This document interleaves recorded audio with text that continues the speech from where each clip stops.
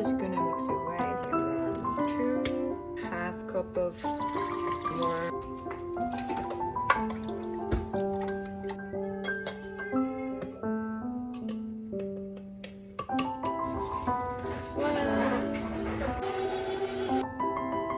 Okay, they're still here. Change into dough hook. Now, add 2 tablespoons of olive oil.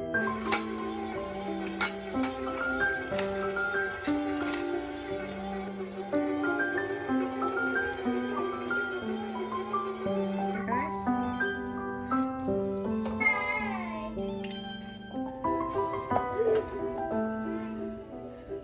really get in there with your clean finger.